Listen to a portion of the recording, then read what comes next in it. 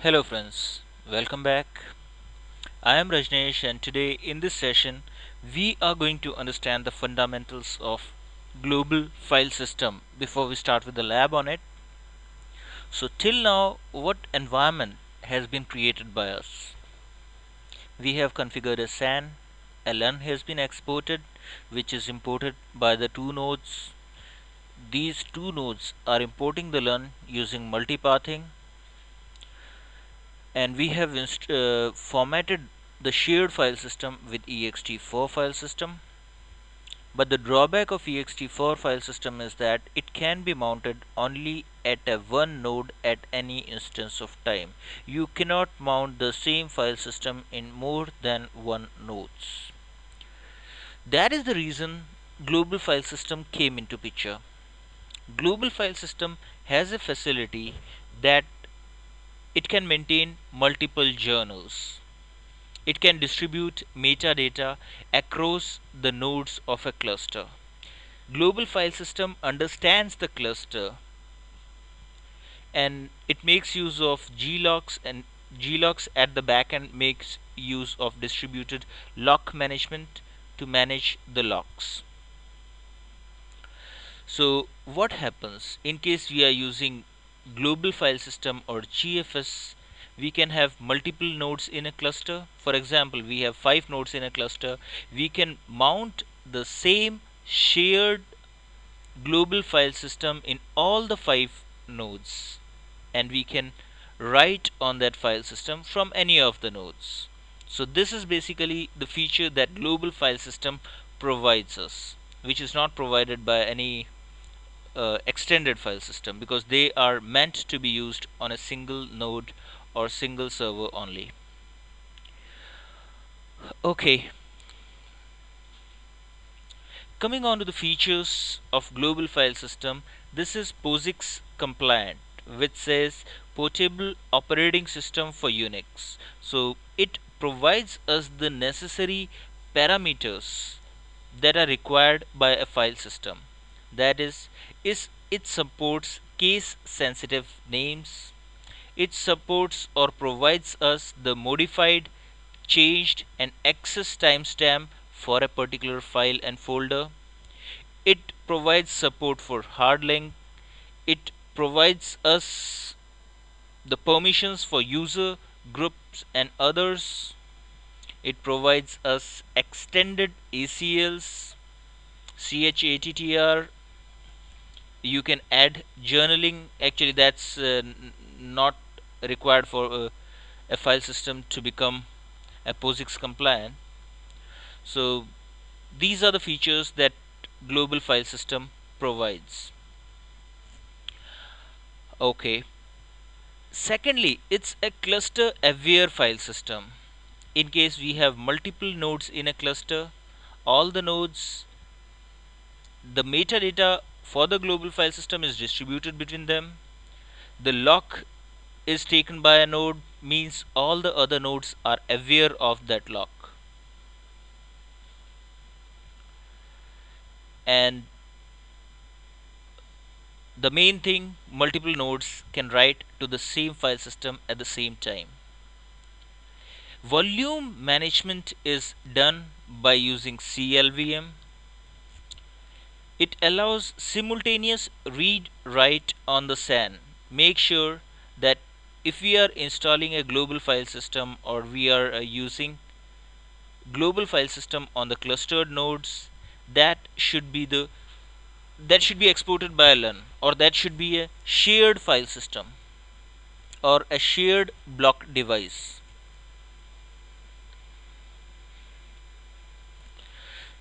Reduces the complexity and overhead of maintaining redundant data copies. Now, the same data is visible on all the nodes. It simply means that you are not required to keep the data in sync between these nodes, because you are finally using the same shared LUN, and global file system is taking care of keeping the locks also and distributing the metadata. So finally it's the same file system and the consistent files which are present on all the nodes of the cluster. No single point of failure. In case this node goes down, that file system can still be worked on using node 1, node 3. Scalable. What happens in case we receive one more node and that is added to the cluster? Now, global file system supports multiple journals. If we are talking about two node cluster, we may have two journals. The number of journals should be at least equal to the number of nodes that will be using that GFS file system. In case a new node comes into picture, we will be required to add at least one more journal. So global file system provides the facility that we can add the journal later also. After we have added one more journal, the third node can make use of this clustered file system or global file system. Functions. It's the native file system that interfaces directly with the virtual file system layer. VFS layer.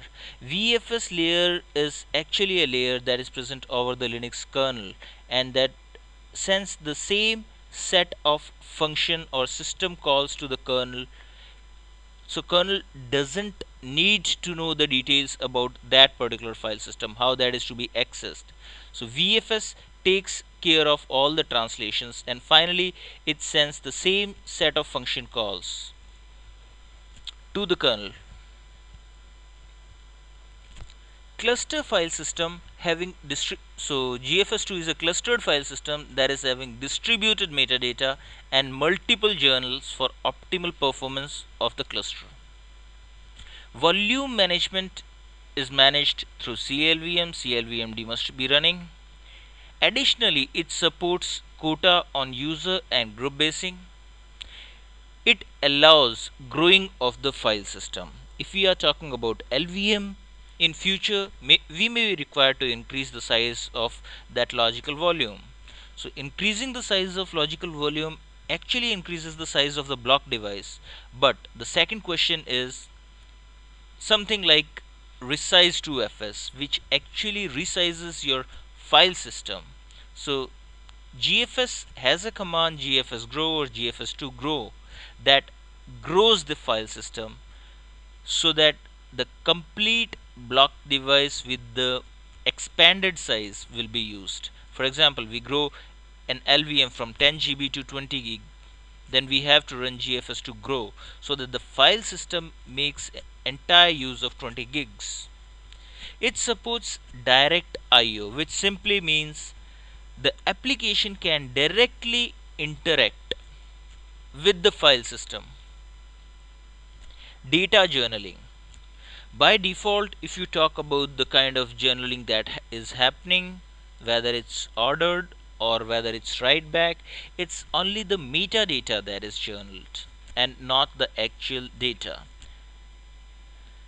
Actual data is supported by data equal to journaling type, which says that data as well as metadata should be journaled, but has a drawback that your access or it slows down your performance because you have to write the same set of data multiple times. So global file system allows us a feature so that we can add data journaling to a folder and all files and folders inside it. Adding journals can be done at the time of creation of file system or it can be done later. Access time, whenever the file was accessed last time. Suspending the activity of the file system. Why do we need to suspend the activity of a file system?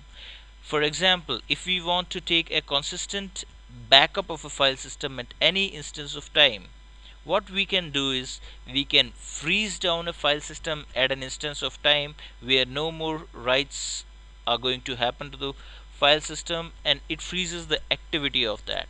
So dm setup is a command that can be used to freeze down the activity on the file system and you can take a dump of that file system. Displaying extended GFS info and statistics. It can display extended GFS information that we'll see in the lab.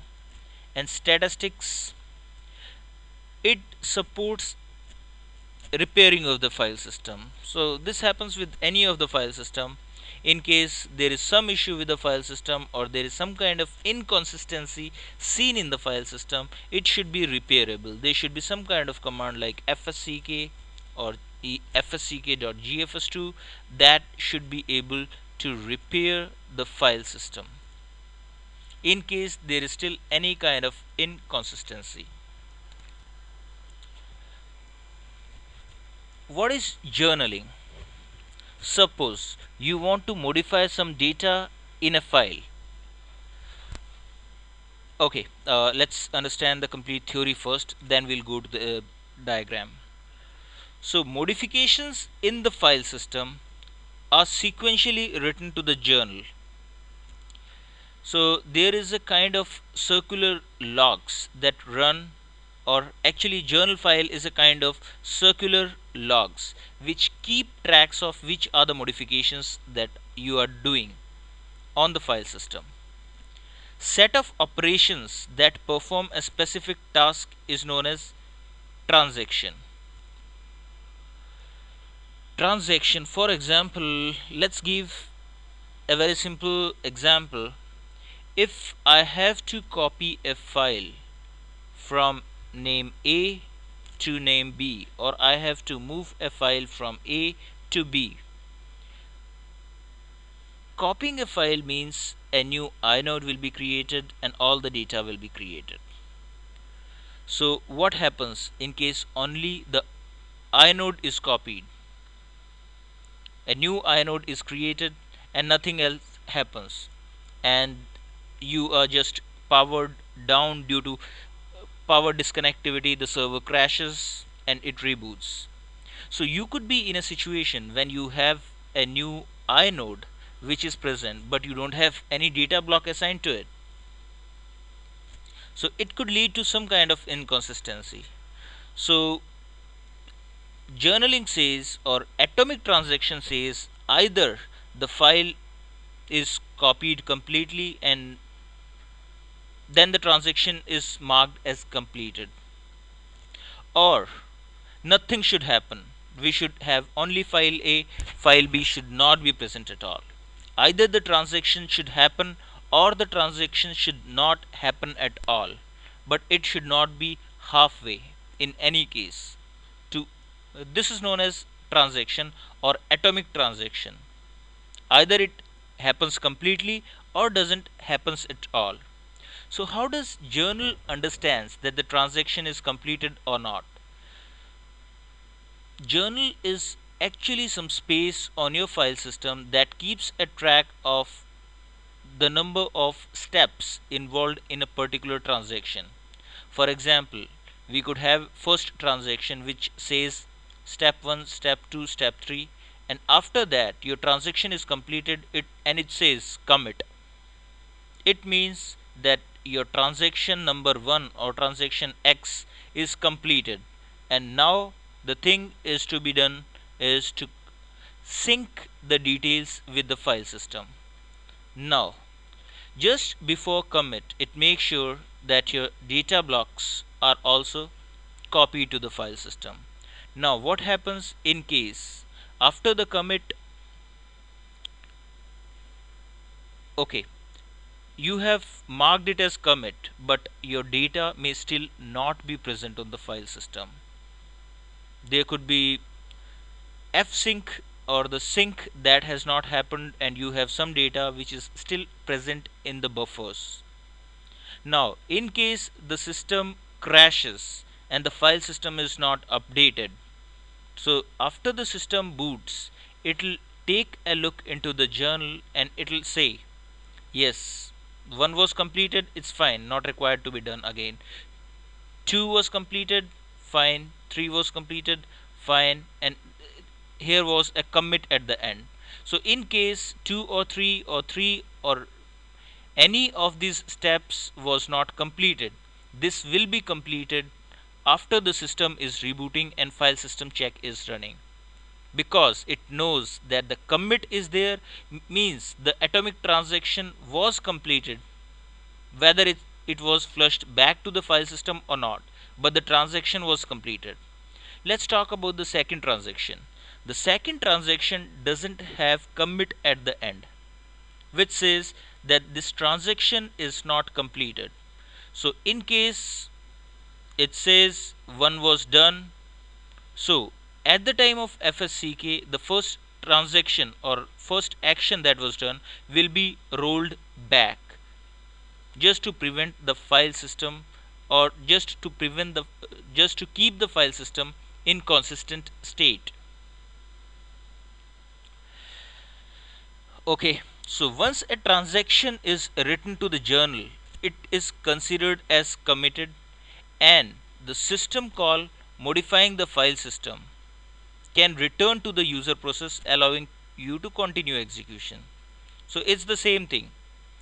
The transaction is completed, marked as commit, and now the operating system or the applications will take care of the other transaction and will continue working on it. And these dirty buffers can be synced to the file system later, and operating system can take care of flushing later on. But in case the system crashes in between, the committed transaction will be completed to the file system.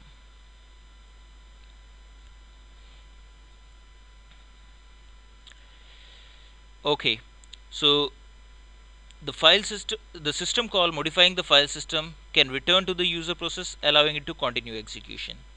Meanwhile, the journal entries related to the transaction are replayed across the actual file system.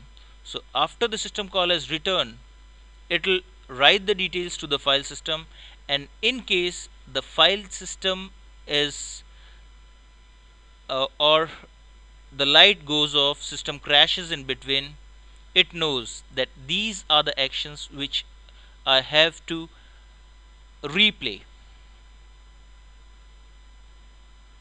Meanwhile, the journal entries related to the transaction are replayed across the actual file system structures.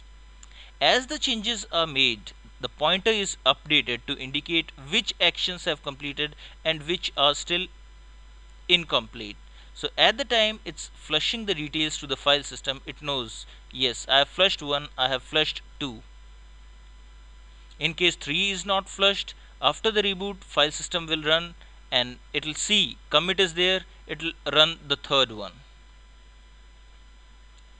As the changes are made, the pointer is updated to indicate which action have completed and which are still incomplete. When the entire committed transaction is completed, it's removed from the journal. So in case the transaction is completed and the system is up and working fine, now the log manager is going to take care of it, and it will remove this transaction completely from the journal. The benefit is, after the reboot, okay, in case the system crashes and reboots, because we know that this journal or this transaction completed successfully, it's not required to be replayed, because it has already been replayed on the file system and file system is already up to date. So after the details or after this transaction has been replayed to the file system, these entries will be removed from the journal. If the file system crashes, there will be 0 or more transactions in the journal. Completed will be replayed from the pointer until the work is complete. Incomplete transactions must be undone. Okay, so like this was the transaction that was completed. In case it was not flushed to the file system, it will not be cleared. So after the reboot, in case it sees some transactions, in case at the end commit is there, they are going to be replayed. This is known as replaying of journal. In case the transaction doesn't have commit at the end and it knows that this part was done, so that part of the transaction will be undone.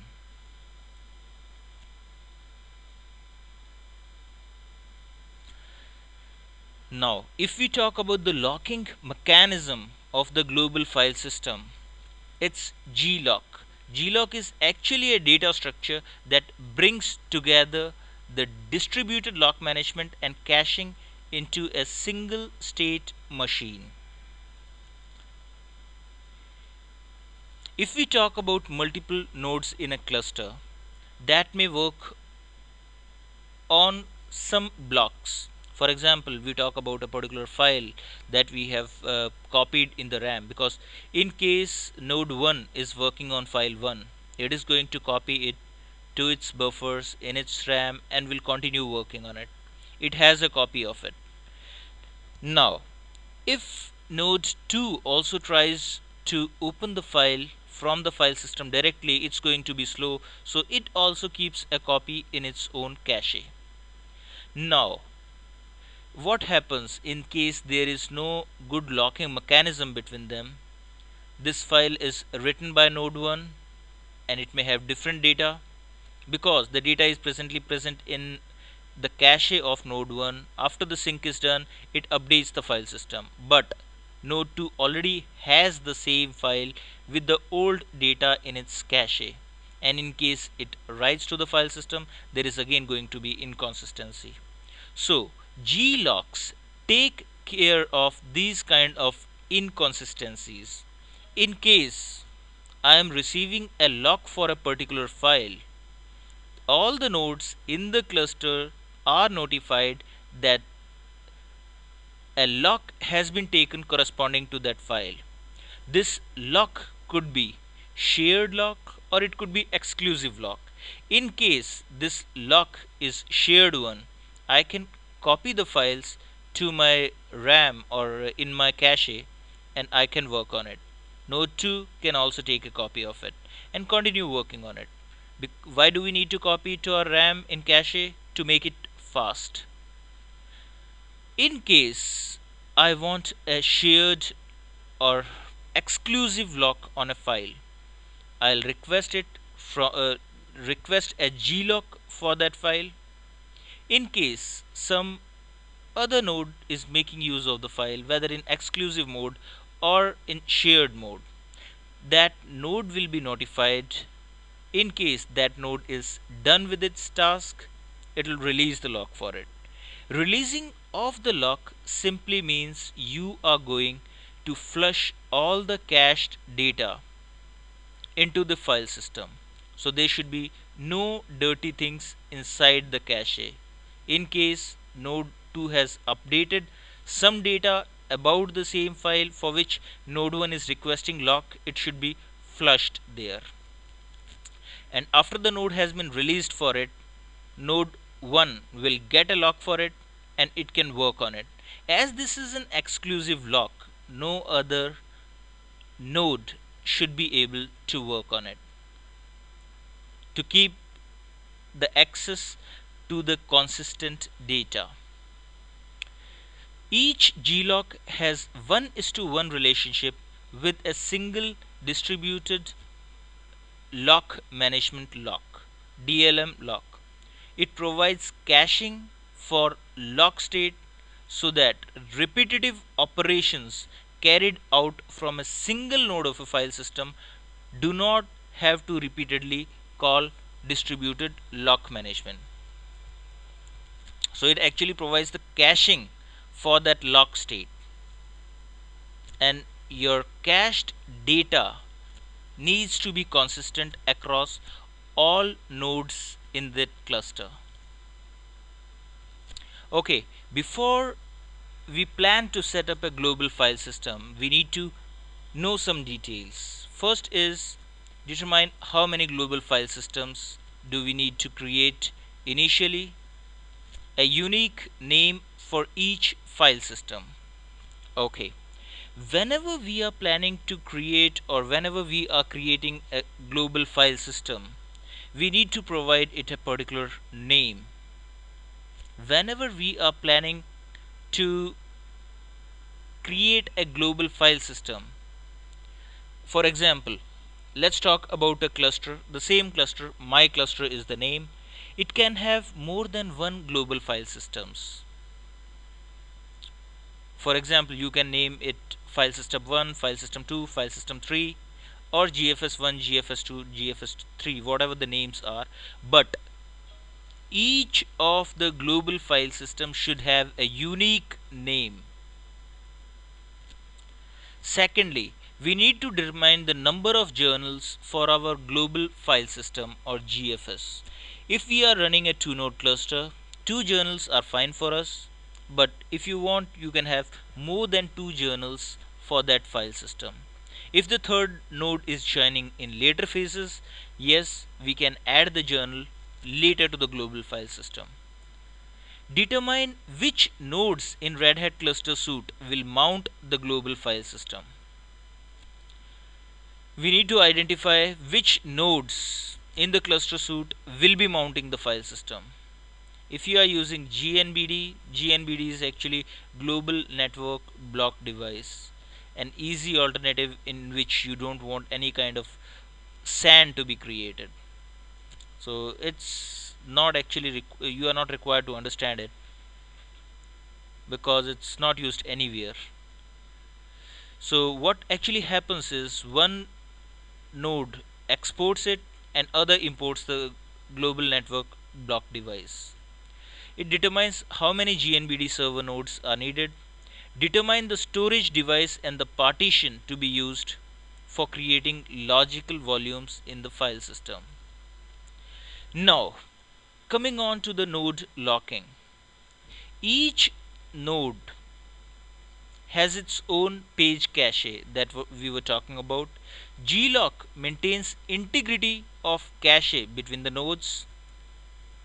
Glock uses distributed lock management as the underlying communication layer. Glocks provide protection for cache on per inode basis. If that glock is granted in shared mode, then data under the glock may be cached upon by one or more nodes, because we know that in case glock is in shared mode, it's going to be used for read only purpose.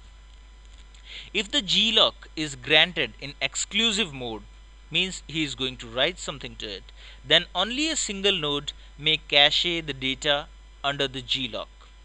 If another node requests a glock which cannot be granted immediately, then DLM sends a message to the node or the nodes currently hold the glocks, blocking the new request to ask them to drop their locks.